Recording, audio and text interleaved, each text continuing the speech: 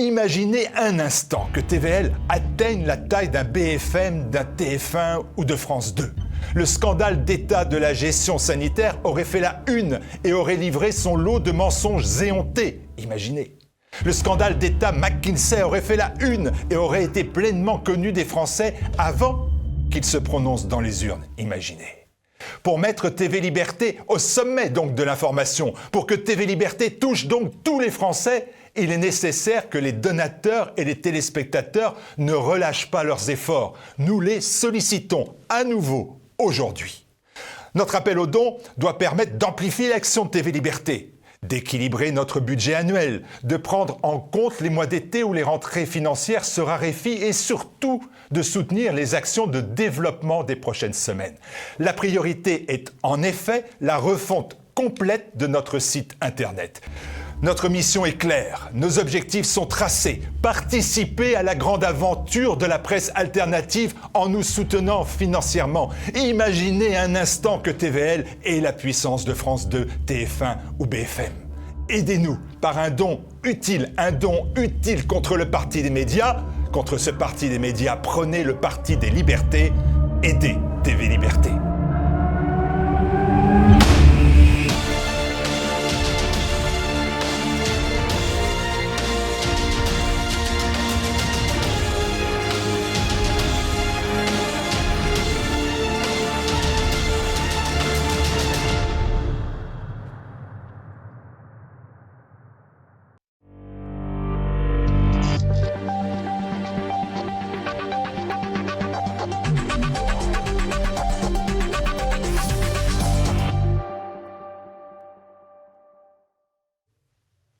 Bonjour à tous, ravi de vous retrouver pour ce nouveau numéro du Samedi Politique. Un Samedi Politique aujourd'hui consacré à la politique économique. Alors, croissance en berne, inflation, pauvreté qui grimpe, les Français ont pourtant redemandé un deuxième mandat au Mozart de la finance, Emmanuel Macron. À quoi faut-il donc s'attendre? C'est ce que nous allons voir, mais en attendant, comme chaque semaine, n'oubliez pas de commenter, de partager et de cliquer sur le pouce en l'air. C'est parti.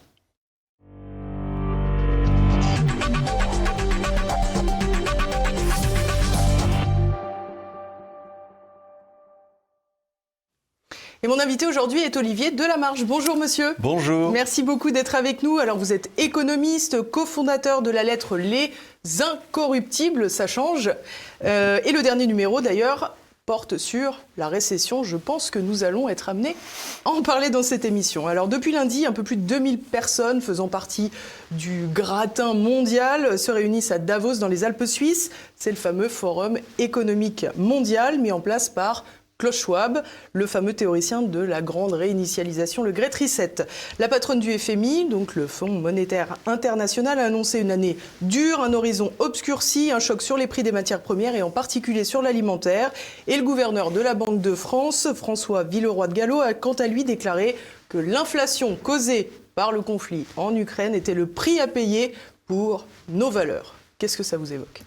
Deux bêtises en une seule phrase, c'est pas mal. Donc la première, c'est que l'inflation n'est absolument pas due à l'Ukraine. L'inflation, elle était là avant. Alors l'Ukraine l'a évidemment catalysé sur les matières premières, puisque en fait il y a eu des sanctions et puis des contre-sanctions, et c'est ça qui a fait flamber les prix du pétrole et du gaz. Mais l'inflation, elle était là avant. Donc le pétrole avait monté avant, le gaz aussi. Et en fait, pourquoi ? Tout simplement parce que ça fait des mois, des années que les banques centrales déversent de l'argent sur les marchés et que ces matières premières sont cotées et que donc elles font partie de la bulle que vous avez sur l'ensemble des autres produits qui sont financiarisés. Donc il n'y a rien de nouveau là-dessus, et accuser l'Ukraine, c'est un peu facile. Ça les dédouane, si vous voulez, des bêtises qu'ils ont faites avant. Et je pense que l'Ukraine, comme l'a été le Covid d'ailleurs, va être le prétexte pour effacer toutes les bêtises qu'ils ont faites depuis 2008, quoi, en gros. Alors justement, vous parliez du fait que les prix du carburant avaient augmenté, qu'effectivement le pétrole, le gaz avaient augmenté à cause de la crise ukrainienne, mais qu'ils avaient augmenté auparavant. On se rappelle évidemment de ce qui a mis le feu aux poudres au fameux mouvement des Gilets jaunes. À cette époque, les carburants, essence, gasoil, étaient à peu près en dessous d'1,50 € le litre. Aujourd'hui, on atteint les 2 €, et c'est pas nouveau. Non, il n'y a rien de nouveau, si vous voulez. Alors, bon, là, ce qu'il y a de nouveau, c'est que l'euro se casse la figure. Donc, quand vous étiez on a fait déjà des poussées de fièvre sur le pétrole qui était passé au-dessus de 100 $.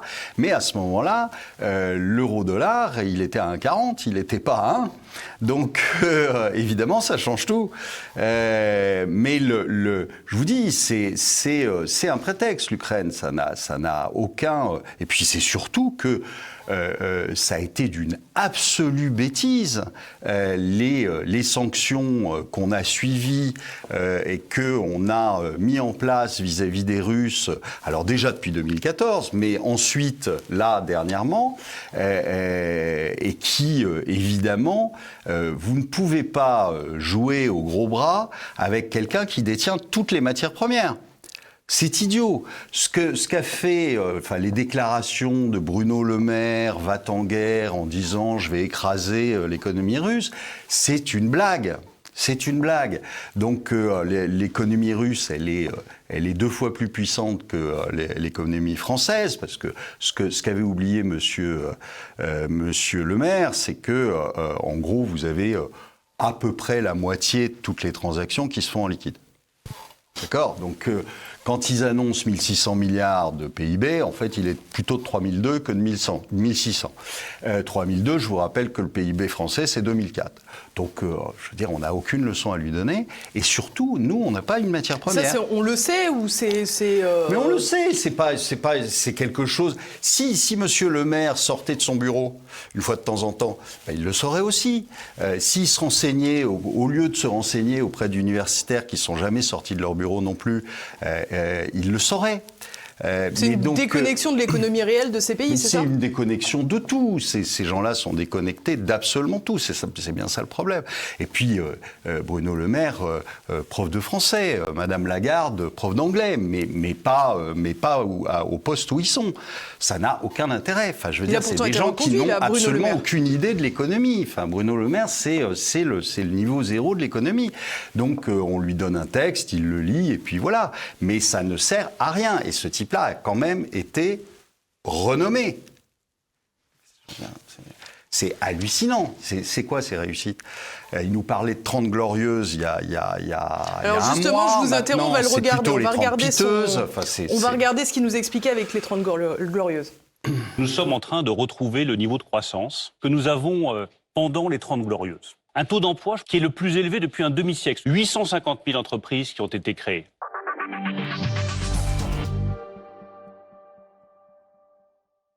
Et alors, du coup, vous l'avez pas vu, la croissance des 30 glorieuses 2021-2022 ? Mais il est pathétique, il n'y a aucune croissance. Enfin, là, on est déjà en récession, on est déjà rentré en récession. On va aggraver une récession monumentale d'ici la fin de l'année. Quand on retraite le PIB, alors il s'est glorifié d'avoir un PIB stable à 0.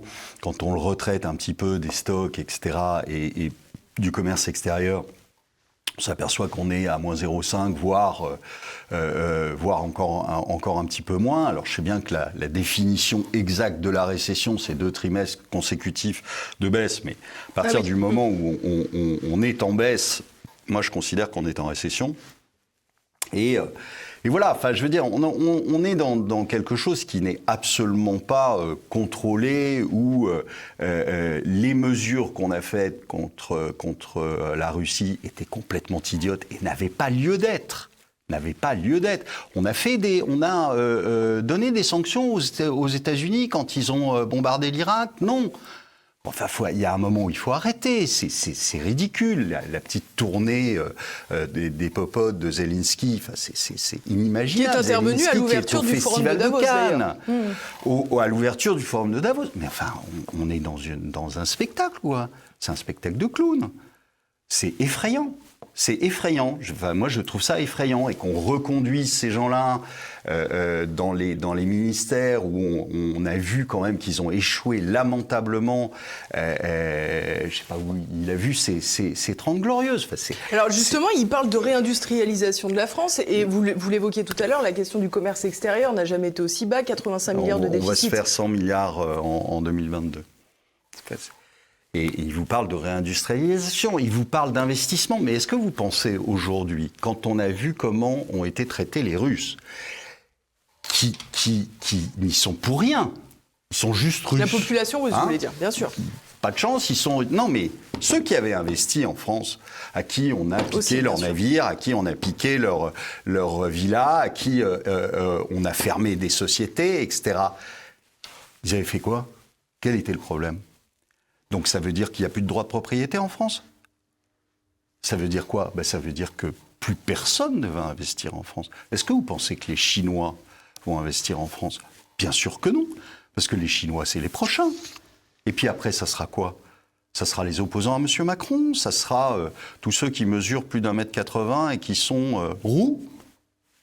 Je dis ça au hasard, j'ai rien contre les roues, mais c'est quoi la prochaine étape? Donc à partir du moment où, en toute illégalité, puisqu'il n'y a rien qui sous-tend ça, il n'avait pas agressé de petites vieilles dans la rue, donc il n'y a rien qui sous-tend ça. À partir du moment où vous faites ça, où vous pouvez fermer une société, où vous pouvez confisquer des biens, il n'y a plus de droit de propriété. Pourquoi voulez-vous que les gens investissent? Jamais ils vont investir. Jamais. Oui, c'est un effet repoussoir important pour les fortunes mondiales. Si les gens réfléchissent un petit peu, ils se disent « moi j'investis, et puis un jour, parce que M. Macron l'aura décidé, on va me fermer ma boîte et on va me confisquer mes biens. Pourquoi voulez-vous que j'investisse là ?» Donc c'est fini. Mais alors, on pourrait dire, c'est un mal pour un bien, ces sanctions sont négatives à l'égard des apparatchiks qui investissaient, alors ce terme apparatchik, on pourra en parler d'ailleurs, mais qui investissaient en France, etc. Mais sur le plan international, on est en train de mettre un coup de boutoir à l'économie russe. Est-ce que c'est le cas ? Mais non, c'est faux. Ils se sont crus malins à essayer de dire qu'ils allaient étouffer l'économie russe avec des sanctions. Ils vivent avec des sanctions depuis 2014 et même avant. Donc les Russes, ils s'y sont préparés depuis un bout de temps. Ensuite, qu'est-ce qu'a très intelligemment répondu M. Poutine? Il a dit écoutez, payez-moi en roubles. Payez-moi en roubles, ça veut dire quoi? Il n'y a pas de roubles à l'extérieur de la Russie. Comme il n'y a pas de yuan à l'extérieur de la Chine. C'est exactement le même. Qu'est-ce qui va se passer? Il se passe on l'a vu, on a vu un rouble qui a explosé à la hausse. Alors que M. Le Maire se réjouissait en disant le rouble s'effondre, c'est signe que l'économie russe s'effondre. Et maintenant, il vient nous expliquer que c'est exact qu'il a chuté quand même le rouble. Il a chuté, mais il a chuté quelques jours. Et ensuite, il ne fait que remonter. On est au plus haut depuis 5 ans. Sur le rouble, contre le dollar et contre l'euro. Donc c'est un échec flagrant. Pourquoi? Tout simplement parce qu'à partir du moment où il vous oblige à payer en rouble, ça veut dire qu'en fait, il base sa monnaie sur l'or, puisque vous ne pouvez pas payer avec autre chose. Il y a eu une réunion avec les BRICS où tous les pays dits émergents, on va dire. Tous les BRICS, donc Brésil, Chine, etc., Inde, se sont dit que finalement, ça serait peut-être pas mal de faire payer dans leur monnaie. C'est la fin de nos monnaies. C'est la fin de l'euro, c'est la fin du dollar. On a le sentiment que beaucoup de commentateurs expliquent un peu cette crise comme la mainmise des États-Unis qui veut essayer de couper l'Union européenne et l'Europe de la Russie. Mais finalement, elle se tire aussi une balle dans le pied parce que la Chine commerce avec sa monnaie, que l'Inde commerce avec sa monnaie, que la Russie commerce avec le rouble. Concrètement, c'est aussi une forme de dédollarisation. Le département d'État américain, s'il était intelligent, ça se saurait. Ça fait des années qu'ils font des erreurs partout. Donc c'est pas une nouveauté en soi. Donc les Américains sont en train de voir qu'ils sont en train de perdre la main. qui sont en train de perdre leur hégémonie. Et qu'est-ce qu'ils font ? Ils déclenchent une guerre entre la Russie et les Européens. Et on a vu aussi des déclarations très belliqueuses avec la question de Taïwan à l'égard de la Chine. C'est vers ça qu'ils poussent. Mais ils savent très bien que la Chine, c'est la prochaine, la prochaine étape. Les Chinois sont en train de regarder ce que font les Russes et je pense qu'ils annexeront Taïwan dans un délai de quelques années derrière. Évidemment. Et les Américains, je vous dis, sont en train de perdre leur hégémonie et ils l'acceptent pas. Et donc ils essaient de tenir le plus longtemps possible ou de faire illusion le plus longtemps possible. Mais là aujourd'hui, ils sont en récession aussi. Moins 1,4 sur le premier trimestre aux États-Unis, ils sont en récession. Donc voilà, le problème pour moi il est réglé. C'est-à-dire que vous avez l'Occident qui est en train de payer les pots cassés de 20 ans de bêtises, de 20 ans de dirigeants qui sont absolument nuls et qui font tout pour essayer de créer l'illusion et d'avoir des postes qu'ils n'auraient jamais dans le privé. Mettez Bruno Le Maire dans une entreprise privée, il tient pas 2 semaines. C'est un fait. Donc voilà, c'est des gens qui sont nuls, qui n'auraient aucun poste, qui n'auraient aucune rémunération. Et là, ils vivent comme des nababs. Quand vous voyez aujourd'hui le rôle de l'Union européenne avec la nouvelle présidente de la Commission européenne, l'Allemande Ursula von der Leyen, est-ce que vous avez l'impression, j'enfonce une porte ouverte, je connais votre réponse d'avance, mais est-ce que vous avez l'impression que l'Europe se montre résiliente dans cette crise ? Mais non, pas du tout. Pas du tout. Puis avec... qu'est-ce qu'elle fait là, elle ? Qu'est-ce qu'elle fait là ? En quoi on lui a donné les pouvoirs ? Elle en a pas, elle ne devrait pas en avoir. Or, c'est elle qui dirige. On a l'impression vraiment que c'est elle qui dirige. Donc, avec Emmanuel Macron, c'est le président de l'Europe. Non, c'est effrayant ce qu'ils sont en train de faire. Et ce qui m'effraie, c'est que j'ai l'impression qu'il y a quand même une grande partie de la population qui ne l'a pas compris. C'est-à-dire, on est en train de vous couper toutes les libertés, les unes après les autres. On va glisser gentiment vers une société à la chinoise. Moi, ça ne me réjouit pas. J'ai l'impression qu'il y y en a quelques-uns qui n'ont pas compris. Mais ils vont comprendre assez rapidement. Quand on va se prendre la récession dans la figure qui est là, je vous dis, donc c'est une question de quelques mois encore, avant que les gens s'en aperçoivent vraiment. Ils devraient aussi s'en apercevoir un petit peu sur ce qui se passe sur l'inflation. En effet, alors vous avez Bruno Le Maire qui, pour les élections, avait baissé de 15 centimes le ça s'arrête le au 31 litre, juillet, etc. c'est ça ? Ça s'arrête au 31 juillet, donc après les élections législatives. Et puis, de toute façon, il faut bien que les gens comprennent que quand vous faites ça, quand vous bloquez un prix, en fait, vous le payez juste après. C'est-à-dire il y a quelqu'un qui paye la note. Il n'y a pas no free lunch, donc il n'y a pas de repas gratuit. Donc quand vous avez des blocages de prix, quand vous avez des compensations, qui les paye ? Qui les paye au final ? C'est nous. Oui, c'est la fameuse phrase de François Hollande, c'est gratuit, c'est l'État qui paye. Mais l'État, c'est nous. L'État, c'est nous. Donc il faudrait quand même que les gens se mettent ça dans la tête. Il n'y a rien de gratuit. Il n'y a rien de gratuit. Donc si vous avez à un moment une compensation sur les prix, si vous avez un blocage, si vous avez des chèques qui sont versés à certains, ils viennent de quelque part. C'est pas un Chinois qui a fait un gros chèque, d'accord ? Donc c'est bien nous.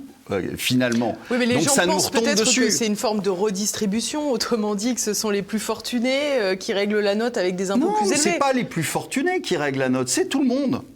C'est tout le monde.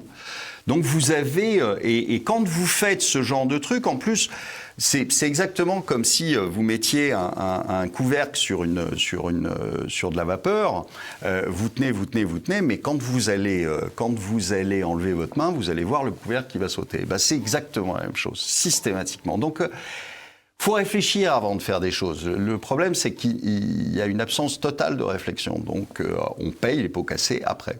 Voilà. Pendant la crise du Covid, beaucoup de Français ont été très sensibles à la fameuse phrase du « quoi qu'il en coûte » et à cette méthode. Aujourd'hui, comment regardez-vous cette politique qui a été menée pendant plus de 2 ans, où l'économie a été à la fois verrouillée, mais en même temps perfusée ? 650 milliards de dettes. Voilà. C'est facile hein, de dire quoi qu'il en coûte. Vous avez le carnet de chèques, puisque vous avez la BCE derrière, qui imprime des billets. D'accord ? C'est ce qu'on appelle la planche à billets, oui, finalement. On en paye les conséquences. Voilà. Vous avez 1 euro qui s'effondre et c'est pas fini. Donc là, vous avez eu un petit rebond de 2 jours. C'est vraiment le rebond du chat mort. Hein. Le chant du cygne. Voilà. Donc vous avez des conséquences à tout. Donc quand vous dites quoi qu'il en coûte, d'abord c'est une phrase qui par elle-même est ridicule, et vous savez qu'à un moment, de toute façon, vous la réglerez l'addition. D'accord ? Que vous pouvez comme ça tenir quelques mois et faire illusion quelques mois. C'est-à-dire que, évidemment, il est venu nous expliquer qu'il n'y avait pas de faillite. Il ne pouvait pas y avoir de faillite puisque les boîtes étaient fermées et qu'on leur donnait des sous. Donc, elles ne pouvaient pas aller en faillite. Mais on nous explique aussi que le chômage est en baisse, mais il y a plein de chômeurs qui n'ont plus d'allocation. Vous arrêtez. Vous êtes bien obligé. Alors, on ne va pas continuer toute la vie comme ça. Donc, il y a un moment où vous allez arrêter de subventionner les boîtes, surtout les boîtes pourries, parce qu'il n'y a eu aucune distinction. On a donné de l'argent à toutes les boîtes, même celles qui n'étaient pas viables. On a donné de l'argent à toutes ces boîtes. Y compris des pas de porte, hein, d'ailleurs, soit dit en passant. Et donc, vous arrêtez. Qu'est-ce qui va se passer ? Comment ils vont vous rembourser ? Jamais ils pourront vous rembourser. Vous avez remplacé du chiffre d'affaires pendant 2 ans à coups de millions. Donc, il y a un moment où, évidemment, la boîte ne pourra pas rembourser. Donc, qu'est-ce qui va se passer ? Justement, qu'est-ce qui va se passer ? Quelles seront les conséquences directes pour les Français ? Que donc vous allez avoir le chômage qui va augmenter, encore une fois. Chômage qui, soit dit en passant, n'a rien à voir avec ce qu'annonce Bruno Le Maire. Hein, donc, création d'entreprises, il fait marrer avec ces créations d'entreprises. C'est des Uber, des livreurs. S'ils sont livreurs, ils ne sont pas au chômage. On pourrait s'en féliciter. D'accord, excusez-moi, mais enfin bon, la plupart se font même pas un SMIC. C'est juste une plaisanterie. Donc il ne va pas nous annoncer ça comme une réindustrialisation de la France. Il faut arrêter. Donc non, c'est aujourd'hui, je vous dis, nous sommes en récession, nous avons une dette abyssale. Bien plus que ce qu'ils annoncent. Hein, on est à plus de 3 000 milliards, hein, donc ça fait quand même un paquet d'argent. Et on n'a absolument aucune croissance à mettre en face. Donc ça veut dire qu'on va continuer avec des déficits budgétaires terribles. Ça veut dire quoi ? Ça veut dire que la Banque centrale va recommencer sa politique de planche à billets. Là, aujourd'hui, elle fait semblant, mais comme la Fed, elle fait semblant de monter les taux parce qu'il faut faire semblant de faire quelque chose pour contrôler l'inflation. Ils ne peuvent pas vous dire, allez vous faire voir. C'est pas grave, moi je m'en fiche de l'inflation, ça peut monter. C'est une première conséquence pour les Français, l'augmentation des taux aussi. Donc, exactement, mais surtout, c'est de l'illusion. C'est-à-dire que vous allez voir que dans quelques mois, exactement comme... C'est à peu près le même système que ce qui s'est passé aux États-Unis fin 2018, début 2019.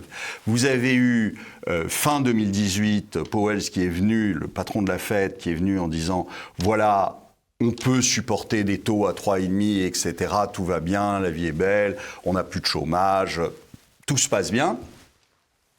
Les marchés là-dessus ont perdu entre 20 et 30%. Et puis, il est revenu 2 semaines plus tard, ça n'a pas duré longtemps, hein, il est revenu 2 semaines plus tard en disant excusez-moi, mais je peux te l'exprimer. J'ai une petite chose à vous dire. En fait, pas du tout. On va pas monter les taux. On va les rebaisser et on va les rebaisser très vite. Et puis, on va recommencer la planche à billets. Donc, Tout ça, c'est... Mais qu'est-ce qui justifie cette politique? Quel est l'intérêt pour les États de baisser les taux d'intérêt? Quel est l'intérêt de les remonter? Et tout simplement parce qu'ils ne peuvent plus faire autrement. Quand vous avez un stock de dette pareil, vous ne pouvez pas vous permettre, on a l'exemple du Japon, vous ne pouvez pas vous permettre d'avoir des taux à 3%. Quand vous avez 200-300% de dette par rapport à votre PIB, si vous avez un taux de 3%, eh ben, ça fait du 9% en fait à payer. Donc, comme vous n'avez pas de 9% de croissance à mettre en face, c'est fini. Donc, vous savez que vous allez vous endetter de plus en plus tous les ans. C'est pas compliqué. Mais en même temps, cette politique alors, je sais bien que Monsieur le maire ne sait pas compter, mais les autres savent compter. Et vous êtes dedans à chaque fois. Mais cette politique qu'on a connue de taux d'intérêt négatif, par exemple, est-ce que finalement c'était totalement incohérent? Oui, mais on va y retourner. Parce qu'aujourd'hui, vous ne pouvez plus fonctionner avec... Donc tout est à crédit. Tout est à crédit, mais tout est à crédit depuis 20 ans. On a de croissance que la croissance de la dette, finalement. Donc tout ce que vous avez en croissance, c'est du déficit budgétaire, c'est de la croissance qui est achetée par de la dette. Et avec cette idée que, de toute façon, c'est pas grave, on la rembourse jamais. Ouais, d'accord. Enfin bon, vous la payez. Donc aujourd'hui, les banques centrales qui étaient avant réellement, qui fabriquaient le cycle, si vous voulez, c'est-à-dire qu'elles contrôlaient parfaitement le cycle économique, aujourd'hui ne contrôlent plus rien.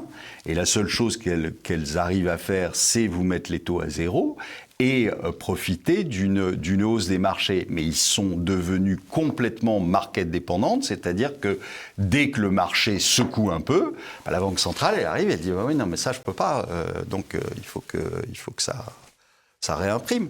Donc voilà, maintenant on le sait, on sait comment ça fonctionne, on l'a vu, je vous dis, on l'a vu des dizaines de fois sur le Japon, on sait comment ça fonctionne. À chaque fois qu'ils ont essayé d'arrêter, à chaque fois qu'ils ont essayé de freiner, eh bien les taux sont remontés. Et là, on a vu la Banque centrale qui a dit hop, là on peut plus se permettre, donc on les renvoie en taux négatif. Et c'est ce qui se passera. C'est ce qui se passera aux États-Unis, c'est ce qui se passera en Europe. Mais du coup, pour une chute encore plus violente la fois d'après. Oui, mais c'est pas grave. Ils auront tenu un petit peu plus. Là, vous croyez quoi? Vous croyez que l'Italie, vous croyez que l'Espagne, vous croyez que le Portugal, vous croyez que la Grèce, vous croyez que la France va pouvoir soutenir des taux à 2 ou à 3? Non, bien sûr que non. Bien sûr que non. Donc, pas avec le stock de dette, pas avec la dette qu'on doit rouler, pas avec la nouvelle dette qu'on doit sortir, jamais. Oui, ils ne peuvent pas tenir. Ils n'ont pas de croissance à mettre en face. Vous pouvez vous endetter quand vous avez une croissance forte à mettre en face, il n'y a pas de problème. Sans parler de surendettement, mais vous pouvez vous endetter. Là, ce n'est pas la croissance qui va payer la dette, donc c'est fini. Donc vous êtes obligé, en fait, de faire ce qui est totalement interdit dans le privé, mais qui aujourd'hui est totalement utilisé par l'État. En fait, vous faites de la cavalerie.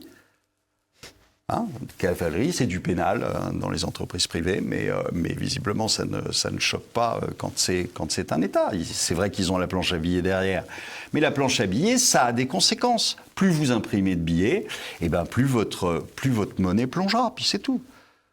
Plus la monnaie vole du papier. Mais oui. Donc et ça, c'est des principes que beaucoup avaient totalement oublié depuis plusieurs années, en disant finalement ça se passe bien, on imprime, on s'endette, mais c'est pas grave, de toute façon tout va bien se passer.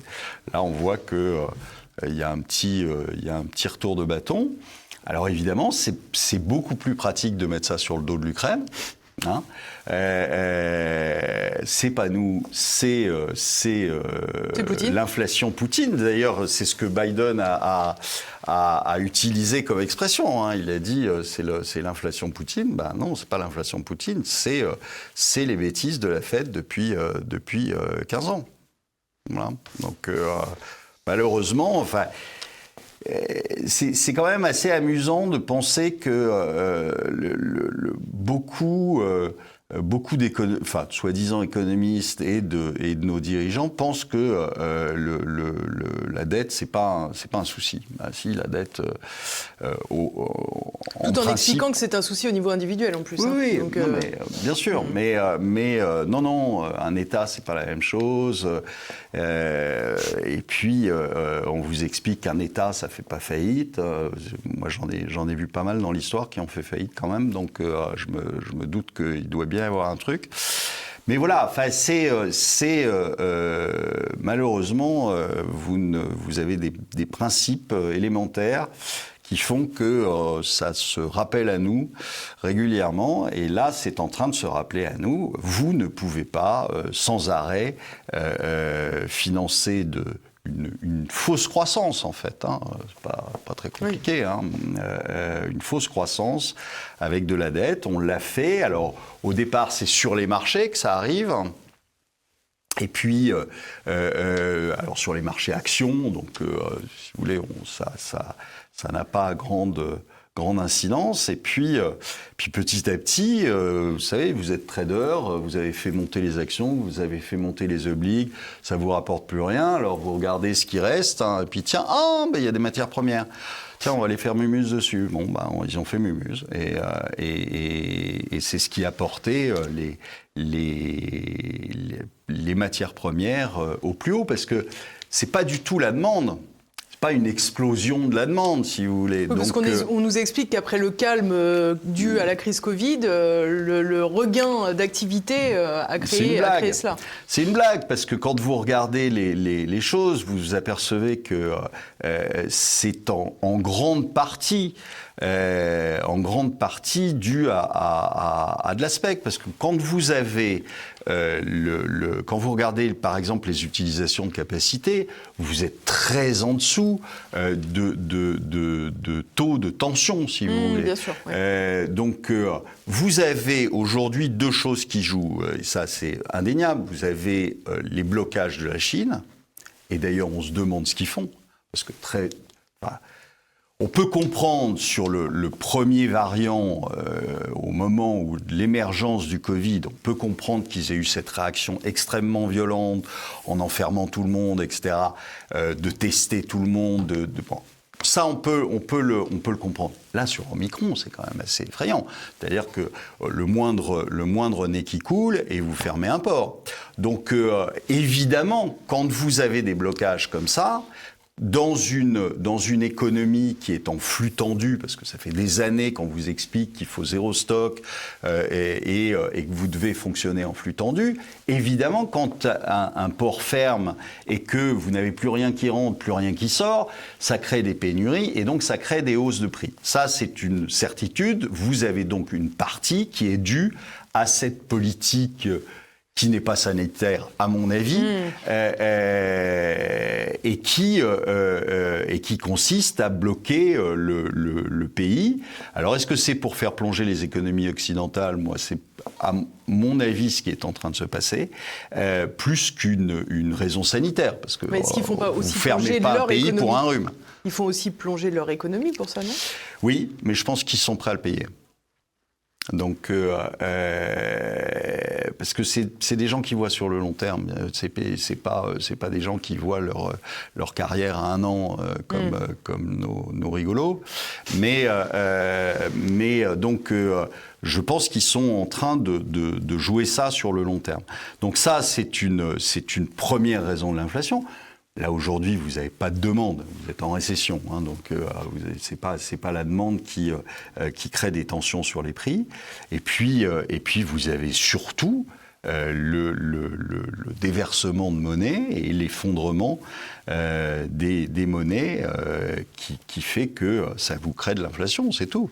Mais pas autre chose, pas un surcroît de demande ou quoi que ce soit. Ça peut vous créer des petites tensions ponctuelles, etc. Mais c'est pas aujourd'hui, vous n'avez pas une telle demande réelle, physique, que les prix doivent exploser. Je ne sais pas si je dois oser vous demander un point positif pour l'avenir, pour clôturer cette émission. Moi, un point positif, c'est que ce serait qu'on dégage cette équipe aux législatives, mais j'y crois pas une demi-seconde. Donc, malheureusement, parce que je pense que beaucoup de Français n'ont pas compris ce qui était en train de leur arriver. Faut faire Mélenchon Premier ministre ? Non, faut pas exagérer. Non, malheureusement, je vois pas beaucoup de points positifs venir, parce que contrairement à ce qu'on pourrait penser, si nos gouvernants œuvraient pour notre bonheur et notre quiétude, à ce moment-là, ils ne pousseraient pas à la guerre. Or, j'ai l'impression quand même que ce soit les Européens, Madame von der Leyen et les Américains, ils ont plutôt quand même l'apparence, en tout cas, de gens qui poussent vers la guerre. Je ne suis pas certain que ce soit le souhait des populations. Voilà. Donc je ne suis pas d'une gaieté une folle. Grande confiance à l'égard de nos dirigeants et de leurs intentions. Enfin, je veux dire, on a vraiment des gens qui ont prouvé depuis 5 ans qu'ils sont totalement incompétents pour gérer le pays. En plus, pays qu'ils n'aiment pas, visiblement. Donc ils l'ont prouvé assez ouvertement. Donc, et il y a quand même des gens qui ont voté. Alors, évidemment, quand on voit les propositions qu'on avait en face, c'était pas non plus réjouissant, mais ça n'empêche que là, on a une équipe dont on sait parfaitement de quoi elle est capable, et elle est capable du pire. Donc, je suis pas certain d'être heureux aujourd'hui et d'avoir quelque chose de positif à vous dire. Ce sera pour la prochaine fois alors. Peut-être. Espérons-le. En tous les cas, je vous remercie beaucoup Olivier Delamarche. Merci à tous de nous avoir suivis. N'oubliez pas, si vous ne l'avez pas encore fait, de partager, de commenter et bien sûr de cliquer sur le petit pouce en l'air juste en bas de cette émission. À la semaine prochaine.